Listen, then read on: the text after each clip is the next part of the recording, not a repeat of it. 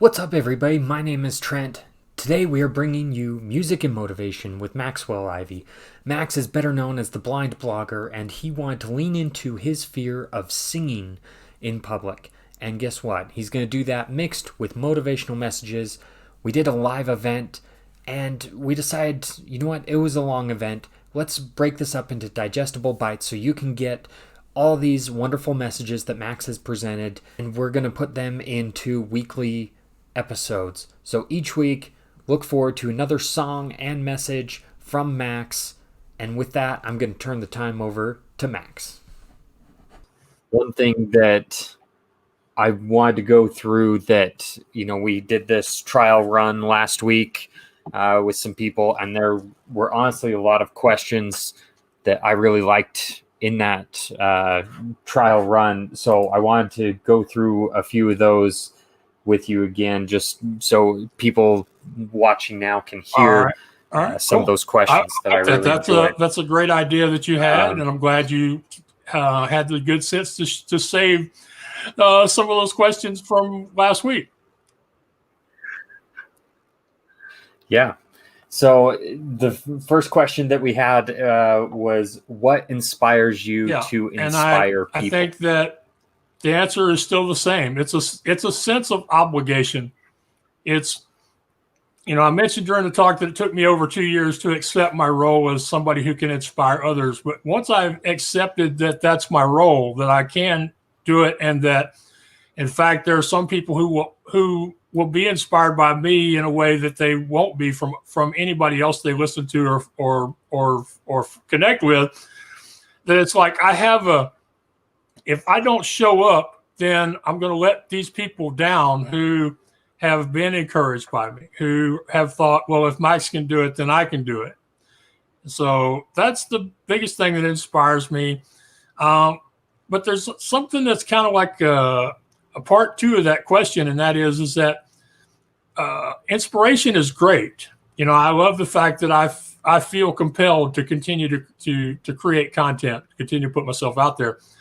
But the other thing that happens here is for me is curiosity, because a lot of times, really, there are things that I've done just because I had never done them before, or experiences that I had that I found more pleasure in than I think the average person would, because I just appreciated that, this is the first time I'm going to do something, and really enjoyed those experiences. And it's been things as simple as eating ice cream on a cone instead of from a bowl on a hot summer day, which, as the kid who always got yelled at for being messy, that was one of those things that I never did, but I did it last in 2017 to, doing this thing tonight, or, traveling cross country with not a lot of money in my pockets to go see the sights in New York, and then later on to go do public speaking. So, curiosity, maybe a little bit of boredom some of the time, and really just feeling an obligation to the people who follow me, that I got to show up so that they don't have an excuse to stop showing up. Well, I like that. You know what? Sometimes boredom can inspire those things. So I like that was part of the answer. I hope people don't take that the wrong way, but I mean, it's easy.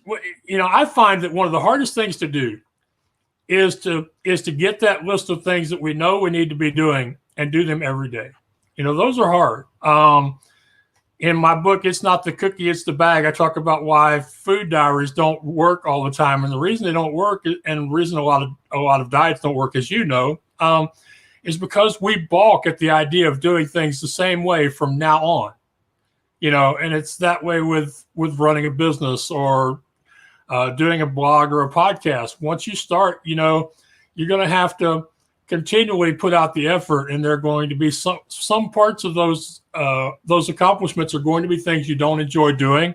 So it's hard doing the same thing every day, even if you know that's what you need to do to be successful. It's a lot more fun sometimes to go, I don't want to write another blog post. Maybe I can. What can I do I haven't done before? And I hope people don't take that the wrong way, but that has been the case a few times.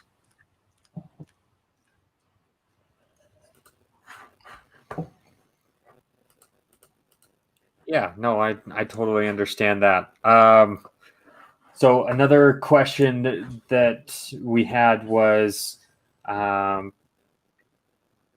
do you think people usually find excuses for not following their dreams? I think sometimes they find the excuses, and I think sometimes people in their lives find the excuses for them. But I don't think that their excuse is just not for following their dream. I think the excuse has to apply with a particular part of accomplishing the goal or following that dream. I think that they get to a certain point where they've done the really easy stuff and the somewhat easy stuff, and then they get to the stuff that's a little bit harder, that's going to take a bit longer to accomplish. That's part of their overall goal. And then, we start making excuses. And, me, one of the things I like to make sure people understand is that I have had times where I've made excuses. And in fact, one of my biggest excuses had to do with my podcast and the idea that I was not enjoying uploading the audio, and I decided for 2 years to just upload the video because that was easy. I could put the video on Facebook and YouTube pretty quickly and be done with it. But then I attended a conference where I was there to present to visually impaired people on style and grooming and soft skills like interview skills and tying a tie. And after a week of being around these amazing teenagers and college age kids who are, studying and planning to study things like aerospace engineering, I was like, Max, you've been making an excuse, and it's time you go home and do something about that excuse. So, then in July of last year, I found out about Blubrry, or however they say it, and I got my podcast back online again, and I think I'm just over a couple of thousand downloads since July 1st of last year. But sometimes we do make excuses, and sometimes those excuses are valid for a time. But if you're going to let yourself off the hook like I did, every so often you've got to look at it again. You've got to go, is this really something I can't do, or is this really just something I don't enjoy doing, or something that's distasteful to do? And, every so often you'll get to that point where, here's something I've been saying I can't do, but I'm tired of saying I can't do that.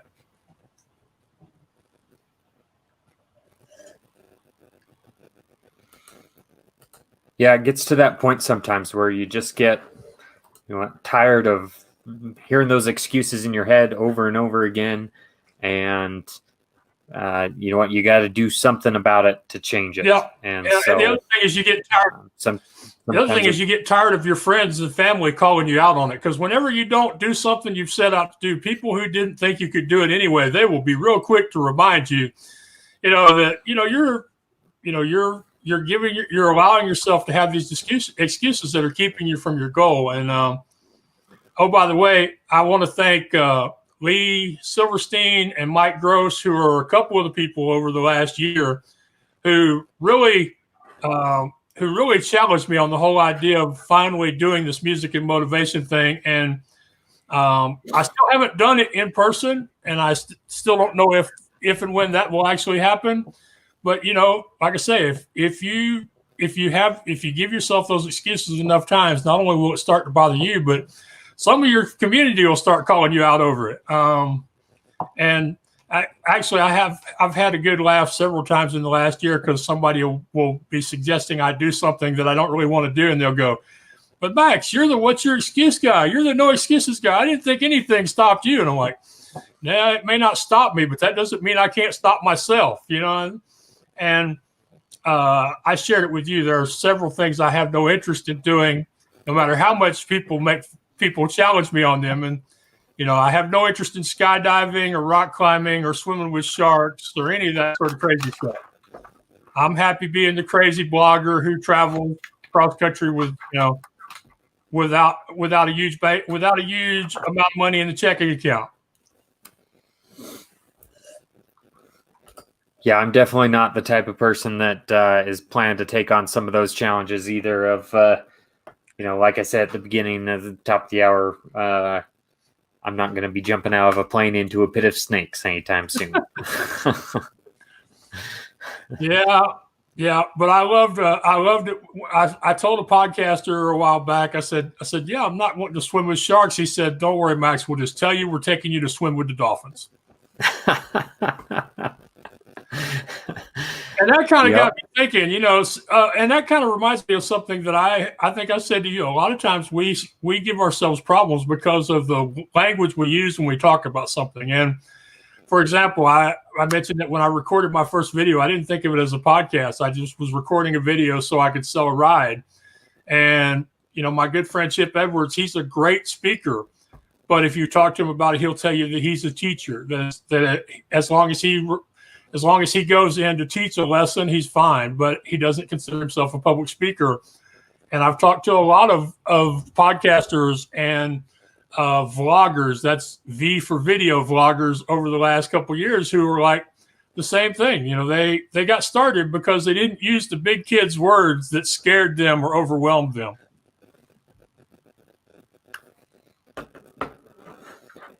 Yeah, sometimes that's just what it takes, is changing the verbiage around it, and you know what? You can wrap your head around some of those things.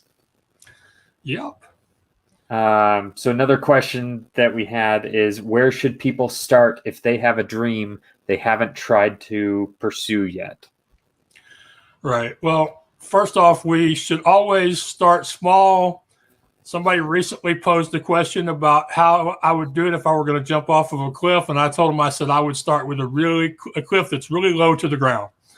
But the other thing I like to explain to people is my 4 questions method for accomplishing a big goal, because the real thing about a big goal is the starting. It's getting moving towards it, but it's also not overwhelming yourself with everything that it'll take for you to get from here to there. So I encourage people to identify what their goal is and to be really specific about it and make sure it's their goal, and then make a list of everything they can think of that they will have to know, own, learn how to do, etc.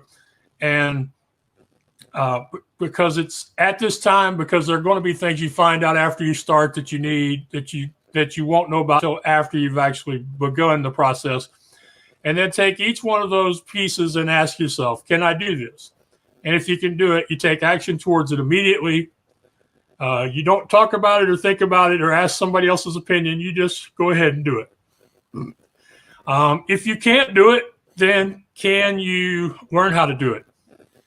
And so if you think you can learn how to do it, then you sign up for the course, you start following the podcast, you reach out to a mentor, you put yourself in a position where you can learn the skill or talent that you'll need to get to that next stage on the journey towards your goal.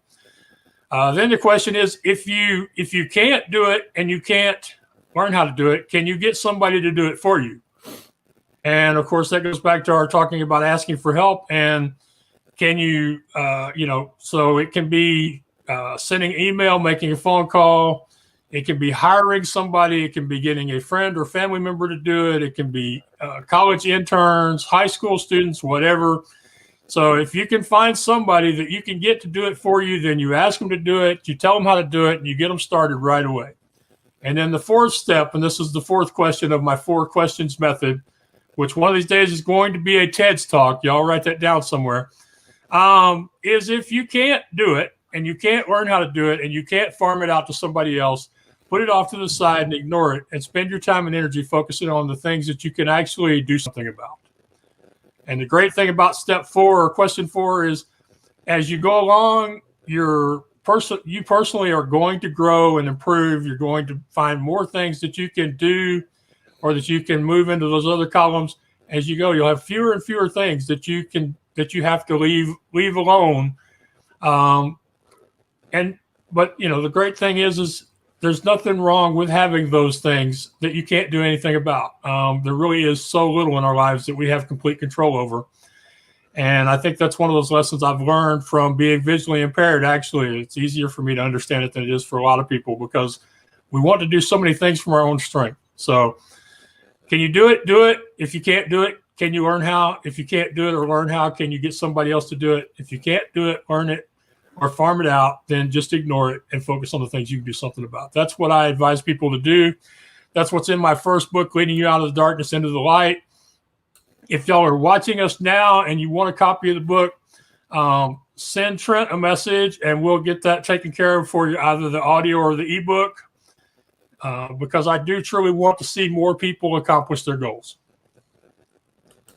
That's great. Yes, you do. You are definitely about, helping people accomplish those things through your podcast, through your books, through your podcast appearances on other people's podcasts. And then we had one more question of, do you believe everybody can overcome difficulties no matter how big they are? Right. And I think this is one of those things. I think that most everybody is capable. But the real question comes down, the other side of that question, though, is I know that not everybody is willing or truly able. And a lot of that just has to do with the way we're raised, the people we're around, the communities we come from. I'm not the only person that it confounds the heck out of, that you can have people from similarly horrible backgrounds and one of them will succeed and use their adversity or their circumstances as a tool to move them forward, and the other person will use their circumstances as a weight that holds them back and become a victim. And we've had, several recent experiences of this. We've seen the results of the 2008, 2009 home mortgage crisis, where some people lost their jobs and their houses and they started new businesses because they didn't want to be dependent on their employers anymore. And we have other people that are still homeless. And I fear that something similar is going to happen with Corona, although I'm a little more hopeful with Corona because of all the numbers of people we hear about who have decided to use this time in lockdown to pursue creative endeavors like art, music, filmmaking, activism, etc. So I'm hopeful we'll have less of a negative drag on our world from Corona than we did from the Great Recession of 2008, 2009. But, those things do get into people's heads. And I would say that if you're one of those people who has never succeeded, the most important thing you can do to make the next effort a success is to add at least one person to your network, somebody you know personally or that you're connected to through the internet on a personal level, who will encourage you when you need to be encouraged and will tell you the truth or kick you in the butt when they know that you need to hear that. And those people, they're not as easy to find as it sounds. I've been very blessed to find many of those people, and I think it's partly because I do my best to help and encourage and challenge other people on my own. So I tend to meet people like that. But really, a lot of times when you get stuck, when you're in a loop because the people you're around are not encouraging you. They're not supporting you. They're not feeding you with positivity. So as it's been said many times, we are the sum of the 5 people we spend the most time with. So add one new person to your circle. And I've said this many times, and I'm always surprised by how few people have done it. My website, theblindblogger.net, has a contact form on it. It doesn't cost anybody anything to reach out to me and want to become my friend or have me become theirs, to see how we may be able to help and encourage each other in the future. But it just rarely happens that people I don't already know reach out to me that way. I wish more people would, because I get a lot of joy out of encouraging others. It's a great way to pay back those many people over the years who have encouraged me or who supported me with information, advice, and sometimes even cash. So reach out to somebody. Theblindblogger.net would be a good place for them to start. And as I often tell podcast hosts, your audience does not have to want to buy from me, hire me, or book me in order to talk to me. I am not that famous. I have no delusions about my fame, for lack of a better word. If I ever get to the point where I don't want to help more people like this, then it'll be time for Max to quit. I love that message of adding one person to your network, because that's something that I've been doing more recently, and I've seen the impact of it, and it really does make a big difference just by adding that one person to your network. And you know what? They have their network. There's usually some sort of cross synergy that you can, connect people with, and create a bigger impact just by doing that little thing. Yeah. I mean, look at me and you. I was doing your podcast, and next Friday, I think you're going to do mine. And by the way, folks, we're going to do that live, just in case any of y'all have wondered when's Max going to actually live stream a podcast interview. So, yeah, I know. We talked about that, right? Yep. Yeah. All right. We did talk about that. I heard ultimate silence, and I was like, okay, Max, apparently you missed a memo or a meeting or something. But yeah, here you are. You've got this Hustle Energy product, something to help people with low energy in the afternoons, with mental fuzziness, with that sort of stuff. And I haven't done a whole lot to promote it, but you are, by effort, not by money, because I like to be honest with people, but by effort, Hustle Energy is sponsoring the Blind Blogger and these music and motivation things. That's a very quick opportunity for the synergy, as you mentioned earlier. But sometimes it'll be a year or two down the road, and somebody will go, I remembered Max, or I remember a podcast host, or I remember somebody I met at a conference, and you find an opportunity to help each other with whatever their goals are. So I'm, very happy that Hustle Energy and Music and Motivation and the Blind Blogger and What's Your Excuse could all come together in one place, and we'll see where this takes us. But I am glad that you appreciated the idea of just adding one new supportive, uplifting person to your circle. Yep, absolutely. And you know what? You've got one comment somebody who is being uplifting, and that's Rich Hansen. He says, "Evening, Max. You sounded great." Well, I appreciate that, Rich. Rich is another, he's an interesting person. I'm trying to think if I've been on this podcast or not. But basically, I took advantage of his outreach on social media, I think, to receive some coaching, and he was looking for people to help him get a certain number of hours so he could achieve his next level of certification as a coach, and that would make him more employable. And I saw, hey, he's offering this coaching, and I'm at a pretty good place in my life, but we can always use more feedback from people who have spent a lot of time studying people's behavior and how they accomplish things, and here, so I've had a great time talking with him and learning some things about him. And in fact, one of the things that he taught me is that while I don't have to focus in on doing just one thing, because that would probably kill me, the pressure would build up and something bad would happen. But we came up with a list of 5 things that are the most important, most effective uses of my time going forward, and that I need to always remember to do those 5 things before everything else. And so that was something I learned from a guy who, we connected on social media.